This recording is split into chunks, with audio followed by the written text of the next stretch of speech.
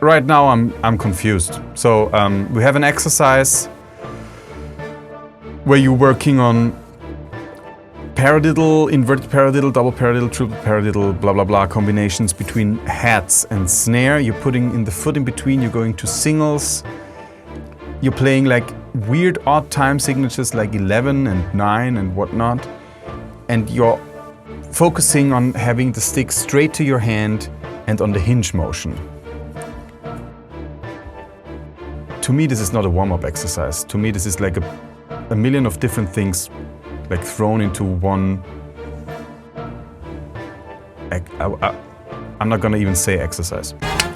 Hey guys, and welcome back to the channel. I wanted to round this year off with another of those reaction videos because the first one resonated kind of well with you guys. So again, very short explanation. I'm actually gonna react not to a drum performance, but I'm only gonna react to educational material, drum lessons, and critique it from a professional standpoint and trying to be as objective as I can.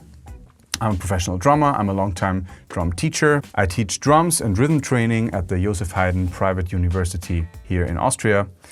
And yeah, for my first video, I just typed in drum lesson and picked the first video, and it was Mike Johnston. So please go ahead and watch this video if you haven't seen it. It's linked, of course, everywhere. And my second victim, so to speak, is another big channel here on YouTube. I'm sure you've all seen it. It's the 80/20 drummer. His name, coincidentally, is Nate Smith, not to be confused with the real Nate Smith. So he's the 80/20 drummer. So I went to his channel and I picked the latest video that as of today came out yesterday. So it's 1 day old. And again, I love it right from the start. This drum warm-up changed everything in caps. So this again is kind of, you know, sensational and clickbaity right from the start. And I love it. Let's see what we're going to find here. Let's see what warm-up changed everything and why this warm-up changed everything. And maybe find out why everything had to be changed in the first place. So, 80/20 drummer, let's go, bro.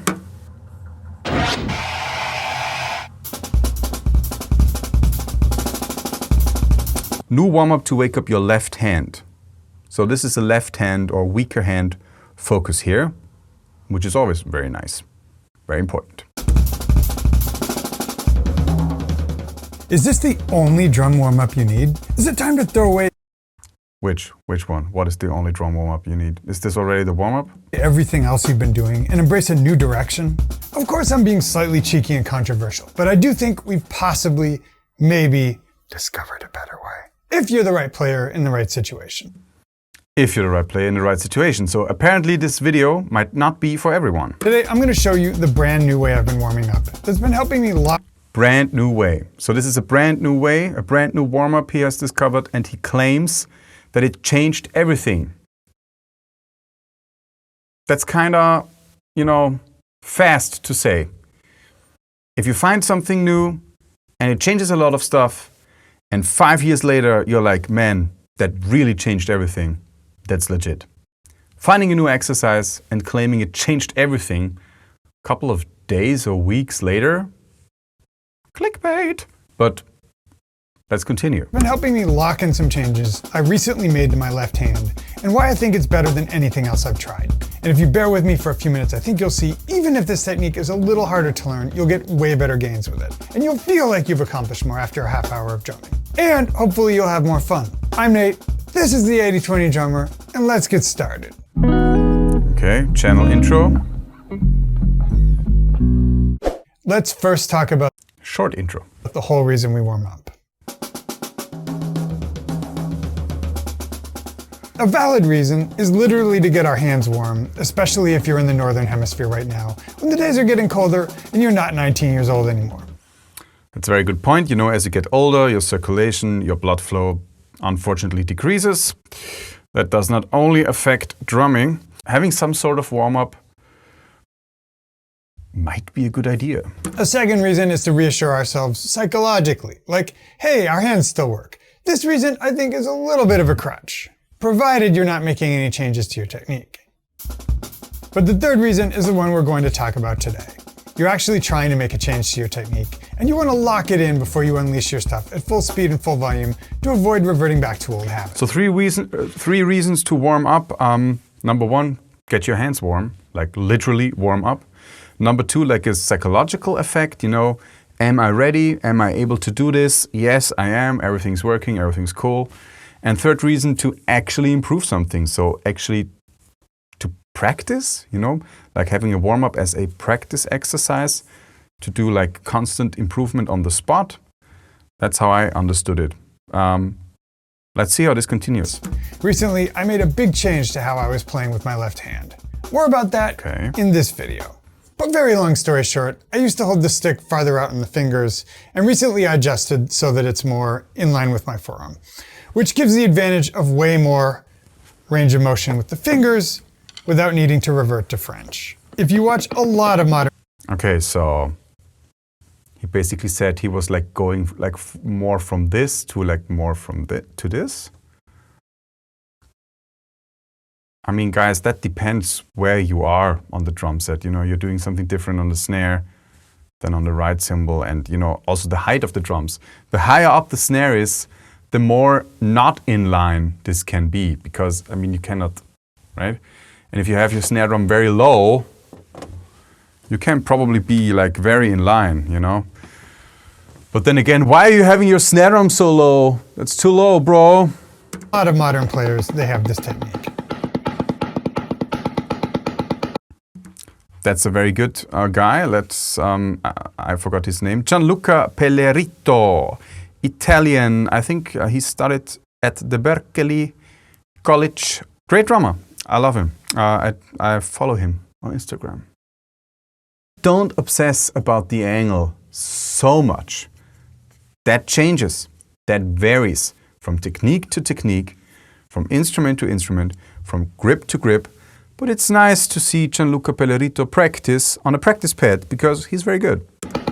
Anyway, all of this is to say, I'm in a bit of transition and I want to make sure I'm locking in the new way of playing instead of falling back into old habits. Which makes this perfect for you if you're trying to improve your weak hand. And again, if you want my specific advice on that, click the card here. But now let's go on to talk about what we want to warm up to do for us and why I think this new way is way better than anything I was doing before. What we want to warm up to do? I want to warm up to do two specific things for me. And if you're thinking you need to take notes, you don't, because if you click the link below the player, we'll send you a free study guide. First, I want to locate the feeling of what the new hand technique feels like when it's working.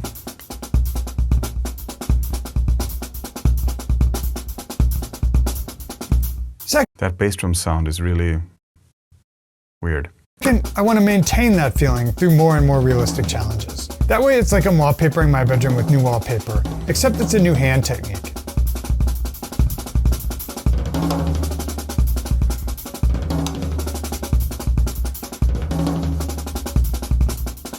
For you at home, it's the same. Rather than putting you through some arbitrary paces, you want to warm up to help you locate the feeling of your technique working ASAP.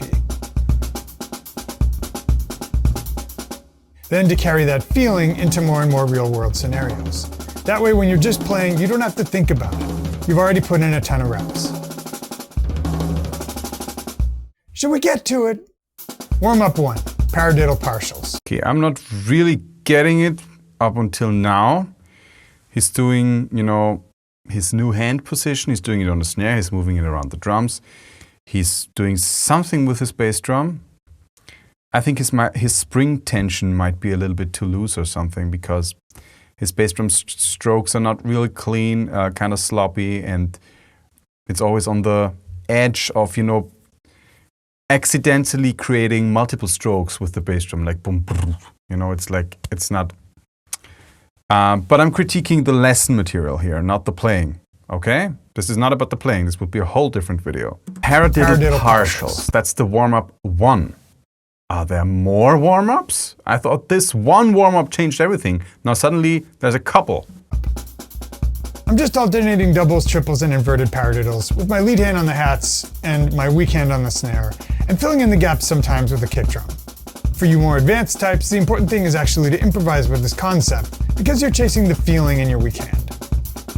For you folks who are close to the beginning of your journey, here's a simplified version you can just copy verbatim.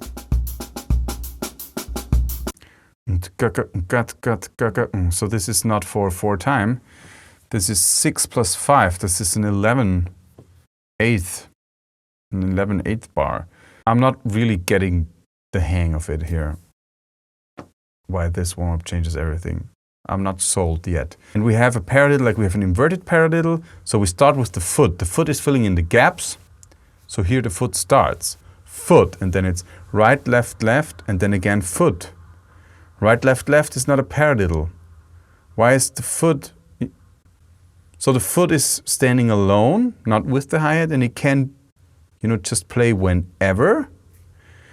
And then after the foot, we have left, right, left, right, left, left. Okay, then we have a actual double paradiddle. So we have foot, right, left, left, foot, double paradiddle. That's what it actually is.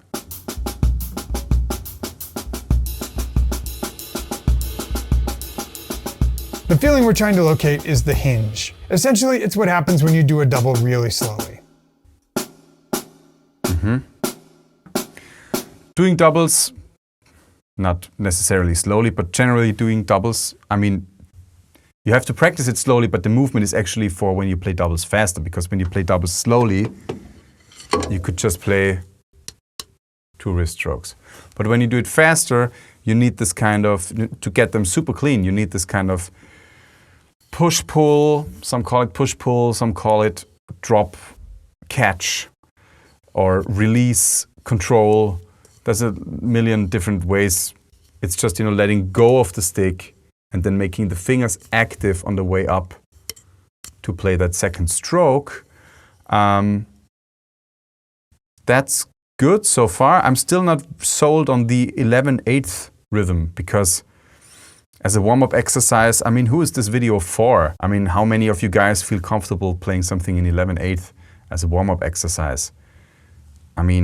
As a professional drummer, as a drum student, yes. As a normal drum aficionado who goes on YouTube to find new material, maybe the 11/8 rhythm is not what he or she would consider a practical warm-up. But let's see how this continues. And at the risk of sounding like a broken record, much more detail at this card. As I perform the hinge motion, I'm searching for the right feeling in my hand. I want the stick in contact with the middle finger the entire time, and I want to feel like I'm maintaining and controlling the energy well with the middle finger. That's good. Additionally, I want a neutral wrist angle and a nice relaxed fulcrum. If I feel like I'm pinching excessively, I'll adjust things until I feel more balanced. So, using more of the middle finger than the index finger, I hope that all of you guys know this by now. This is not ideal for most of the techniques we're dealing with. This is good for, having control, for press rolls, for pianissimo stuff, a bunch of stuff. But generally, this should be your default position with the middle finger. And then having, again, don't obsess about the angle, having it at a straight angle to the drum because his drum is kind of low, and then it's okay to do that. And then he practices this, what he calls hinge motion. Yeah, push, pull, drop, catch, release, control, whatever you might call it. He's working on that. And that is part of the warm-up exercise because the warm-up exercise, of course, features some left-hand doubles. If you play paradiddles are a combination of singles and doubles, so you play doubles eventually.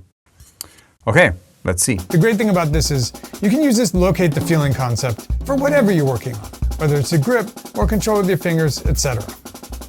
It's at this point you might be wondering, why not just do stick control or something? And by the way, for everybody who thinks I'm constantly throwing stick control under the bus, it's a great book, it's just not applicable for everything. Nobody said that. Stick control, it's a great book. Point. Does it have to be applicable for everything? No. Anyway, my friends, we will get there. But first, let's finish this first chapter of Give Them Something to Take Away Immediately. Okay. If that hinging double is the first aspect of the feeling I'm chasing, the second is smooth singles. That's why once I have my left hand feeling nice with the paradiddle partials, I'll start to incorporate some singles like this, in what I think is probably an inverted quadruple paradiddle. An inverted quadruple paradiddle. Okay, so that's what he was doing in the beginning, you know, this exercise with like the partial paradiddles, inverted paradiddles, double paradiddles, triple paradiddles, and the foot in between, and then going into single strokes on the snare, and later maybe also on the toms, like you showed before. That's kind of the warm-up exercise. I feel like this is really an exercise for him to experiment with this new left-hand position, with this, you know, taking care of the angle. Right now I'm confused. So we have an exercise where you're working on paradiddle, inverted paradiddle, double paradiddle, triple paradiddle, blah, blah, blah, combinations between hats and snare. You're putting in the foot in between, you're going to singles. You're playing like weird odd time signatures like 11 and 9 and whatnot. And you're focusing on having the stick straight to your hand and on the hinge motion. To me, this is not a warm-up exercise. To me, this is like a million of different things like thrown into one. I'm not going to even say exercise. The idea here, as I said, is to start incorporating some strings of singles. Again, for the more advanced folks, the point is to improvise with it a bit. For beginners, I'll give you a specific thing you can copy.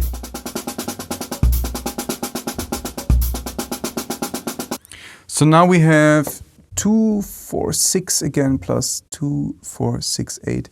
Now we have 6 plus 8, so we have 14. This is again an odd time signature. It's a 7/8 bar. Kick, hat, and then a bunch of singles on the snare, with the last 2 strokes being a left-hand double. That's what he's working on. So this would be like a quadruple paradiddle, left, left, left, left, or like a quintuple paradiddle. I don't even know. It's just like a bunch of singles, and at the end it's 2 doubles, and then it's like playing like kick, hat, kick, hat, and then the singles with the double at the end. I'm not loving this exercise. I'm not loving this video so far.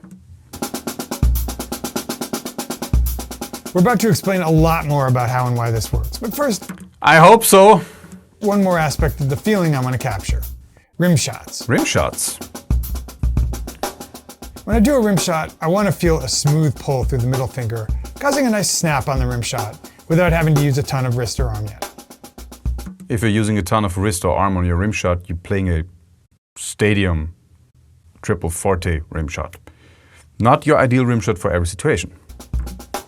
That's why I'll alternate those paradiddle partials with some snap rim shots. So snap rim shots is like more, he's like, you know, he's staying down with his arm and he's snapping towards the rim. Yeah, I guess I do that too. I would consider it more like a drop with a slight snap maybe. We're getting into the hair splitting motion details now.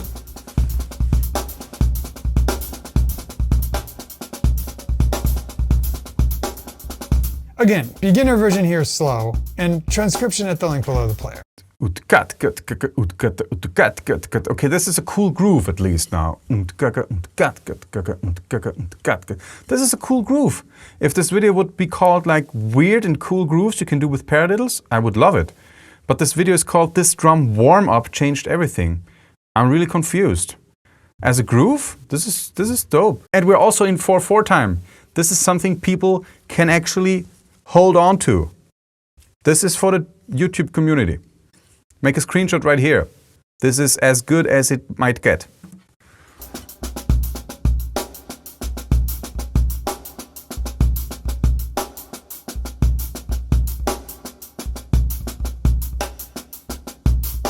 One interesting thing. Once I started doing this warm-up, I started noticing it everywhere. Here's Calvin Davidson, who goes by Perry Dimension on Instagram, doing something very similar.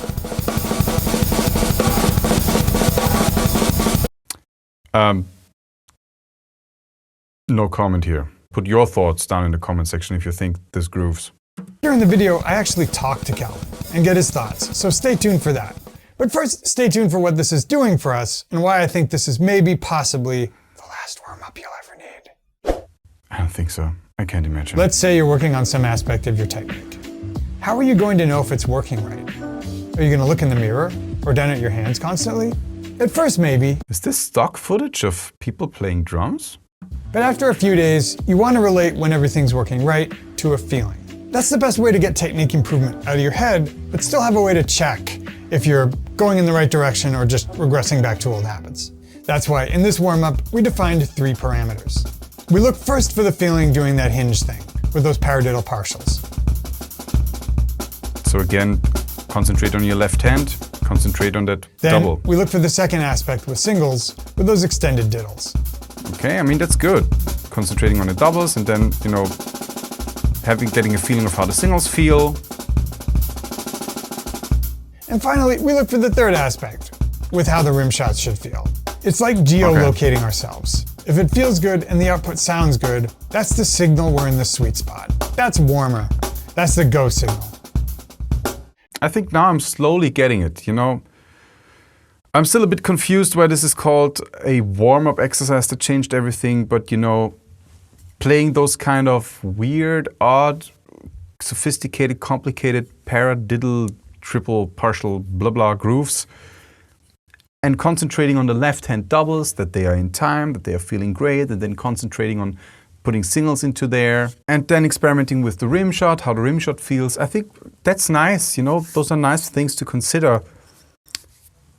But I'm still not, you know, like really, this still does not really sell as a warm-up exercise to me. This is like a nice technique, groove, sound, feel, timing, whatever exercise.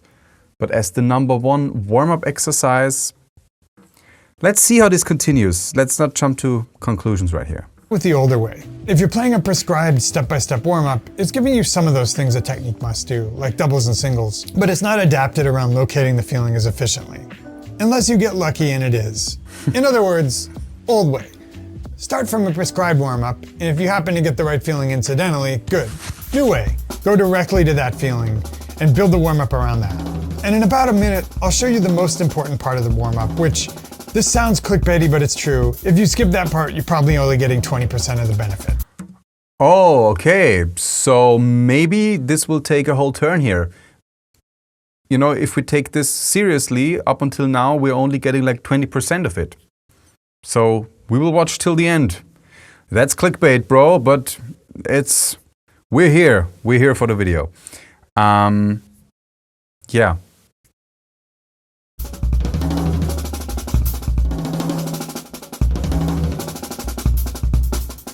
But first, yes, I know, open loop. Take the journey with me, take the ride. Ready for a deep nerd alert? Let's put a countdown on the screen. You can skip past this part if you want, but this is for the true fans. Are we true fans? I guess we are. I'm going to break down why I think this is so powerful. Here we go. AlphaGo and AlphaZero. Go is a game like chess, but much more complex. So some computer programmers tried to write code for a Go player that could beat the best human player. After user tinkering with the code, they finally succeeded. That was AlphaGo. For the sequel, and you can fact check me on this, they didn't write any top-down code for how to actually play Go. They just gave the program millions of real-life games and tons of simulations to allow it to reverse engineer how to play the game from those. It's a useful metaphor. Oh, I should say, AlphaZero beat the pants off of AlphaGo. That's the entire point of this. Anyway, sometimes the quickest way to learn something is AlphaGo. That's like a teacher telling you, hold the stick in this part of the hand, use your wrist like this. Sometimes though, the quickest way to learn is AlphaZero. That's more like finding a training scenario that will tell you warm or cold, and just playing with it until you get more and more warms. Instead of intellectualizing it, you skip to embodying it immediately. And that's the really nerdy reason I like this warm-up. Okay. Did you get it? I totally got it. Nerd alert over. So second part of the warm-up, the part where we really ring some of those gains. The money part. Now that we've established the feeling, we want to challenge it in a number of real-world scenarios. First example, 3-note groups between the floor tom and the rack tom. Notice how I start from those home bass licks, then transition to those 3-note groups up and down the very complicated odd meter home bass licks. from the toms.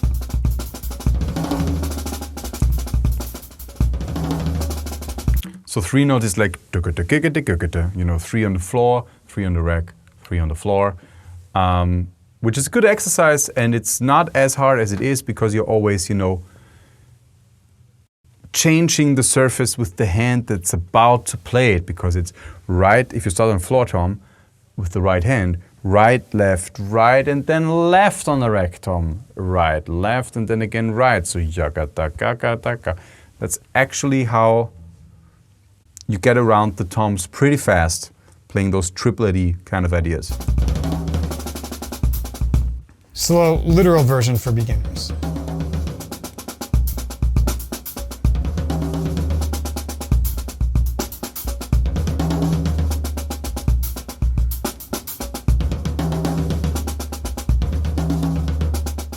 Why are we doing this? Because singles around the toms changes the rebound of the stick and the orientation of the grip, and also imposes lateral forces on the stick as you move them side to side.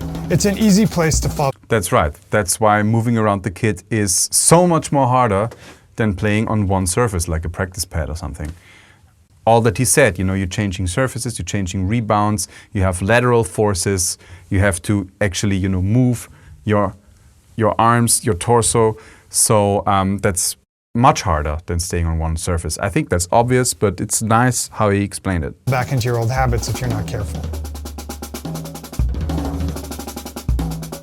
Here's what's important. I get the feeling, then I try to maintain the feeling in the new lick. If I lose the feeling, I come back to the home base lick to find it again. Gradually, we maintain the feeling for longer and longer, which I think what Calvin was on. Before you go, I want to give you guys the real black pill on this warm-up and why I think it blows away anything else out there. Let's go. But first, let's talk to Calvin. Oh no. Okay, let's talk to Calvin. Super quick intro to Calvin. He's the Instagrammer who makes these hilarious videos chopping up. Oh, I know him. That's who he is. He's actually a good drummer. He does good stuff. I like it. To famous songs with captions like, Ringo wasted an opportunity to play 30-second notes here. But he looked like he was on something similar with a video he posted the other week. So I guess it initially came from Mario Duplantier as a drummer, or as an influence. It's actually a lick from the song "Born for One Thing." So it's the doom to doom to doom doom doom doom doom to doom. I guess that yeah, it was a pattern he played I really liked, and then I thought, if I can just get that as fast as I can, then that's something I can do, especially with metal music and growing up with metal music. This need to maybe play and push what I think is my limit as often as I can. And if I can play it at that speed and that intensity, then surely I can play it at a lower intensity at maybe a slightly lower speed, but still have that control. Now, here's the upshift of this lesson. The Tim and Eric head exploding meme. You don't need to copy anything I'm doing, literally. You can just take the concepts. Here we go. Okay. This might be important now. You just take the concepts. You can do whatever you want. Just take those concepts. Step 1. Translate a new technique or a proper technique into a feeling in a very controlled environment like the pad. Step 2. Figure out 1 to 3 things that help you find your way back to that feeling on the drum kit. Step 3. Build your basic warm-up around flowing dynamically among those 1 to 3 things.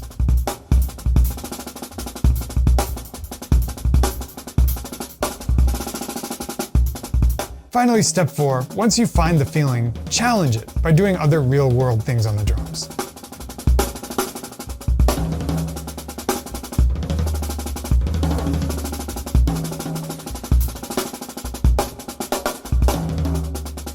That's it. That's how you get the gig. I don't think so, pal. And folks, this is another abstract one. This is another risk. I'm happy you joined me on this journey. Hopefully you'll find it useful. And just a reminder that if you'd like the free study guide, complete with all the transcriptions of the beginning. Yeah, so this is risky, this is abstract. Yeah, it is. I think I've said enough. To sum it all up, under a different title, this video would have been good, maybe even really good. But under the title, this drum warm-up changed everything. I have to disagree. To me, this is not a warm-up. To me, this is just practicing. This is, and it's not a definite exercise. It's just like, okay, I'm learning this new thing. let's sit down and get comfortable with it. That's what this is to me. Right here, right now. I think he's throwing a bunch of different stuff into one pot and created a YouTube video out of it. Does he talk nonsense? Does he tell us things that are untrue or not worth it? Absolutely not. There is good information here and there, good exercises, good concepts. But I'm not really getting the whole warm-up. This is one exercise, this is one solid thing. I'm not really getting that vibe. No offense to you, Mr. Nate Smith, Mr. 8020, Mr. Drummer. He has a lot of good videos out there. I like a lot of stuff on his channel. He's talking about some great concepts. For me, he's not so much a player or an educator in the sense of, you know, I'm gonna show you how it's done, you know, this is how you play this. Not this kind of guy. For me, he's like more a philosophic thinker with like really interesting concepts and really interesting insights and ideas and thoughts about very important topics. And I think he has a lot of great videos on his channel. But in all honesty, this is not one of those. For me, this does not apply as a life-changing drum warm-up. For all the reasons I've been talking about now for the last half hour or so. That's it from my side. Like, subscribe, comment, and I see you again soon.